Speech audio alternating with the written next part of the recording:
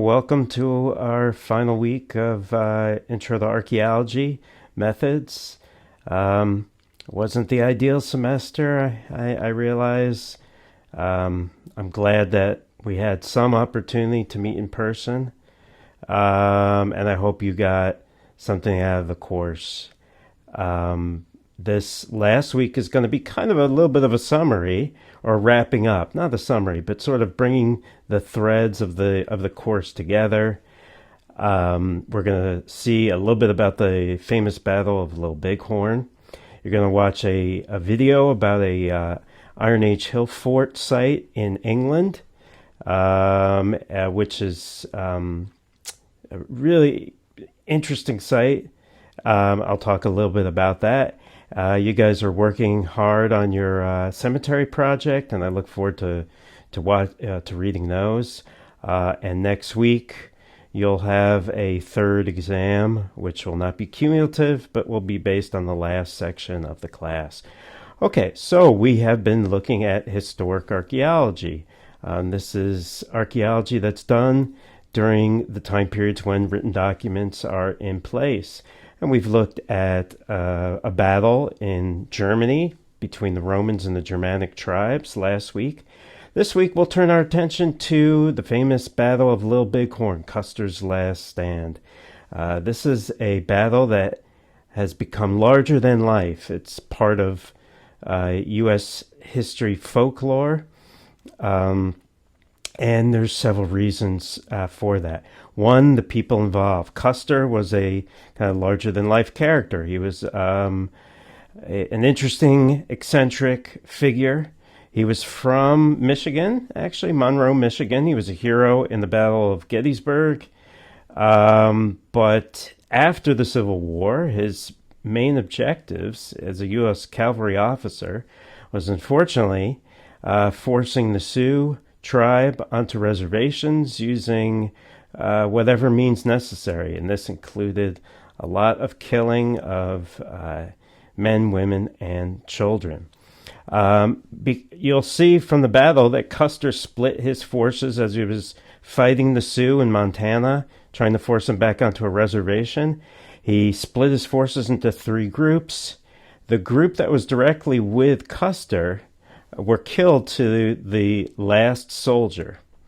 And as a result, there's no direct U.S. cavalry eyewitness account from the final moments of Custer or his men. We do have the account of Native Americans, but that has long been disregarded and ignored. And instead, a sort of myth was inserted, or the assumption that Custer and his men fought to the last man, the last bullet. It was a brave, final last stand. Now, as we're going to see, recent archaeology has something to say about this. And we can compare the two different accounts, the Native American account and the U.S. cavalry account. Now, the battle has been used in artwork countless times, and it's usually shown in very similar ways, with Custer being the last man standing, fighting to the very end against the Sioux warriors, pistol in one hand, saber in the other, close quarter combat, as you can see here. It's been used, a theme that's been used over and over and over again in art, even so much so that Anheuser-Busch Brewing Company in the late 1800s had this print commissioned, and this would have hung in a lot of bars and saloons throughout the United States. Some of the Native Americans who participated in the battle and survived the battle, some of them actually ended up recreating the battle in Wild Bill Cody's Wild West show, Buffalo Bill Cody. Obviously, this is not Custer. He didn't survive the battle, but these are some of the Native Americans who were involved in the battle. It's also the subject of several films. The most famous one is They Died with Their Boots On, which, of course, portrays Custer and his men as heroic, fighting to the last person, portrays the Native Americans as scheming, conniving. There's another movie with Custer. Custer's not a central figure in this movie called Santa Fe Trail. But I will point it out because the person who played Custer in the movie is, of course, you can see here, Ronald Reagan.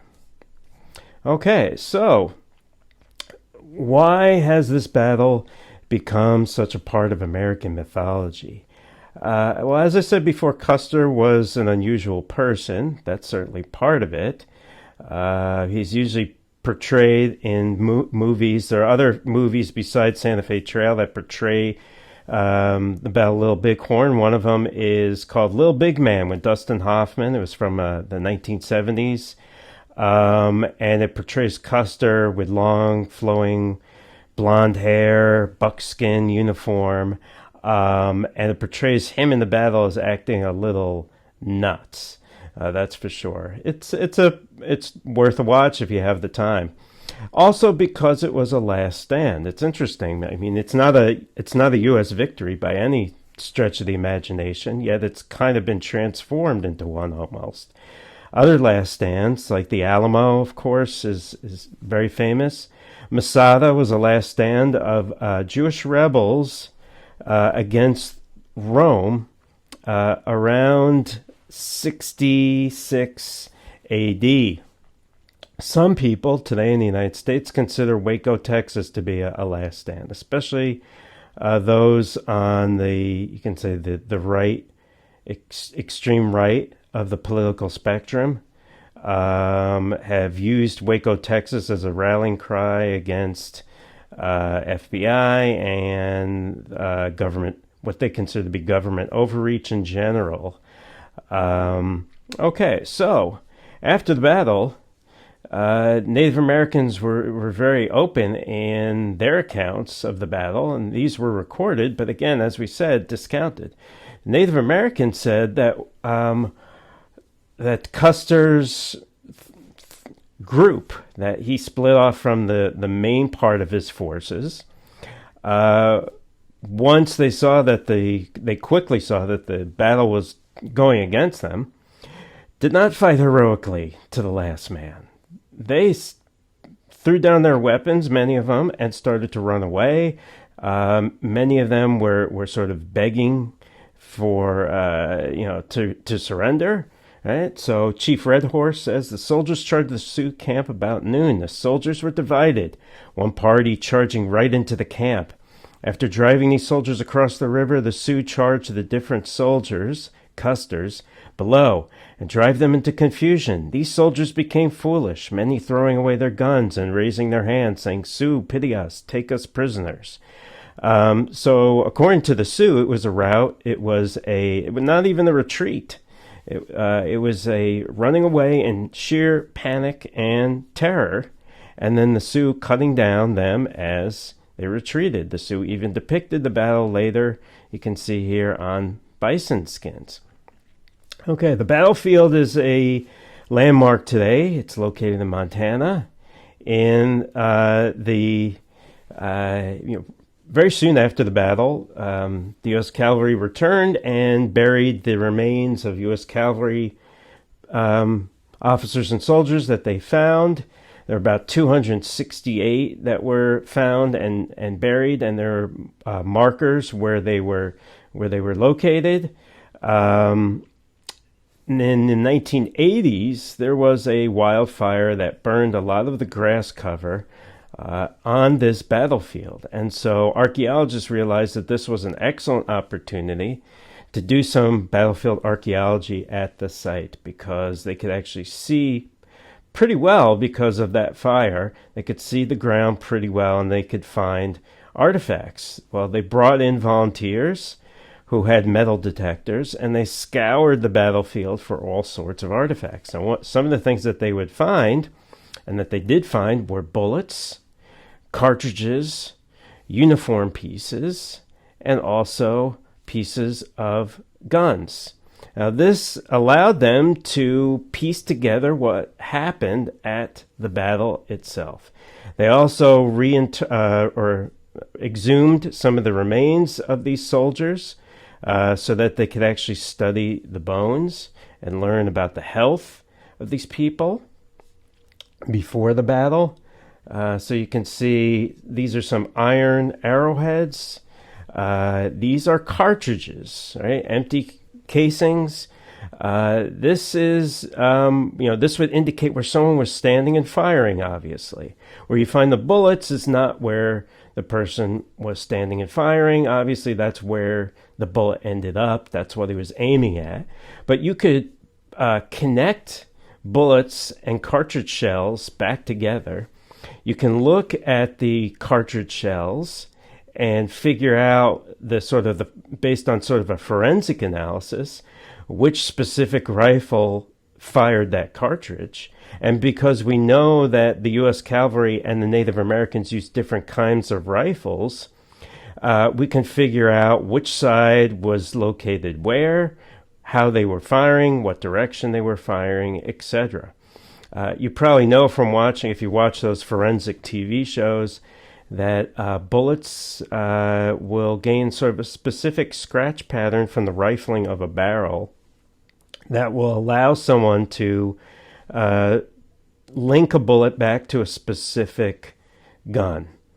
And that's exactly what the archaeologists did as well. So they found, you can see cartridges, they found bullets, they could tell the make of the rifle, they could tell specific rifles that shot cartridges, they could tell kind of the direction people were shooting at. They found pieces of uniforms, maybe indicating where soldiers died. And so this was big news in the 1980s. They used the computer technology, as you'll see, sort of the geographic information system of the time, to map all this out. By today's standards, it looks kind of primitive, but for the 1980s, it was high tech, as you'll see. And horseshoes were found. So this was all done. A lot of it was done with volunteers who would just survey the area, scouring back and forth, locating these different artifacts, as you can see here. Okay, so what do we know about the battle? It occurred because the Sioux left the reservation. Custer was charged with forcing those tribes back onto the reservation. He arrived in Montana with the 7th Cavalry. And this was, again, these were not all warriors. This was a camp, a Native American village of women and children. Once he arrived there, and again, as you'll see, Custer made several mistakes. One was not taking Gatling guns, primitive machine guns, with him because he thought it would slow him down. Once he arrived there, he split his pretty small army into 3 different groups. In warfare, it's standard to split your army into groups to maybe attack from different sides. But he split them into 3 groups, which made them very, very small. Each group was not really able to withstand a Native American attack, and there were also other problems as well, right? So one went south to cut off the escape route of the Sioux. Reno, who was another officer under Custer, was sent to attack the Native American village. And then Custer had only 210 men and attacked a main part of the Sioux forces, which consisted of 1,500 Native American warriors, including some of the famous Native American warriors, Sitting Bull and Crazy Horse. So he was outgunned, but he decided to attack anyway, and that was, complete hubris, you can see here, on his part. So splitting up his forces and then splitting them again, right? So he had Reno over here, and then he split up his forces with 210 men attacking. You can see the large part of the Native American forces. Okay, so what does the archaeology tell us? Well, this is known as Last Stand Hill. According to the folklore about the battle, this is where the final stand took place. Okay, well, what does the archaeology tell us? For one thing, as we said before, the Native Americans and the U.S. cavalrymen were using different kinds of weapons. The standard issue rifle for a U.S. cavalry man, at this point was a Springfield breech caliber, breech loading rifle like you can see here. It took one bullet at a time. You had to load a bullet into the chamber here, pull that back down. You would fire, you would load the next bullet in there. So you could not fire many bullets a minute. I think you could fire something like 3 bullets a minute. The advantage of the Springfield, though, was that it had a range of 600 yards. They did not want troops to waste ammunition. This was a very kind of early thinking on military doctrine. Now of course we, especially in a modern conflict like Vietnam, the expression was spray and pray. Right? People were shooting off round after round after round. But the U.S. cavalry person in 1877, they were firing 1 round at a time. Native Americans were using rifles like this, the Winchester, which where you could fire 13 rounds a minute, but it only had a range of 200 yards. It turns out that a lot of Native Americans had guns. That's one of the things that the archaeologists discovered. They estimate that 850 out of the 1,500 Sioux had guns. So the U.S. cavalry would only have an advantage if they were out of range, right? Without of reach of 200 yards, but close enough that they could still use their own rifles. But that's not what happened. They went in close, and so their advantage was nullified, and the advantage was all on the side of the Native Americans who were able to fire many rounds per minute. Right? Okay, again, this is the kind of cartridge that would be found. Okay, well, they could see where some of the Native Americans were standing and firing. So you can see they're sort of spread out, different locations. They could see also where some of the officers were firing with Colt 45s. And then they looked at the sort of the markers and where the U.S. cavalry was firing. Now, what they realized, well, that there was a major sort of reinterpretation of the battle based on these findings, and based on how they knew that the U.S. cavalry would fight during that time period. Right? The U.S. cavalry did not fight on horseback. The horses were there to transport them to the battle. They would then get off the horses and fight on foot. They would try to spread out so they wouldn't be bunched up and be a bigger target. Now, what you see here is a lot of bunching up, and you see a line that leads to Last Stand Hill, and then a line going off to this ridge. Now, this looked like, to the archaeologists, a line of retreat, hasty retreat, where people are bunched up. They're bunched up on the hill, right, which is not what you want to do. And then some of the survivors from the hill then ran down and were killed here. And so, by all accounts, the archaeology supports the Native American view. There's no indication that this was a heroic last stand. It looks like, based on the archaeology, that they were running away and firing as they were fleeing, essentially. Right? Okay, so as we said, Custer made a lot of mistakes. This is one of the reasons why he lost the battle. What about the bodies? What did they learn from the bodies? Well, they learned that a lot of these soldiers had health problems. Even before they got to the battle. They were only in their 20s, and they had dental problems, and they had arthritis from riding in the saddle long distances. So lots of lower back problems. Okay, so in general, the archaeology shows us that the Native American account, the account that was discounted for a long time, is actually the more accurate one. Okay, there's other famous archaeological finds from U.S. history that have made the news. The USS Monitor I'll mention, Queen Anne's Revenge. We won't talk about Monticello, but that's the estate of Jefferson in Virginia. Colonial Williamsburg. They've done a lot of archaeological work on. The Berry site is one I know because a colleague of mine who teaches at the U of M now, his name is Robin Beck, works at this site called the Berry site, which is the earliest inland Spanish colonial site in the United States.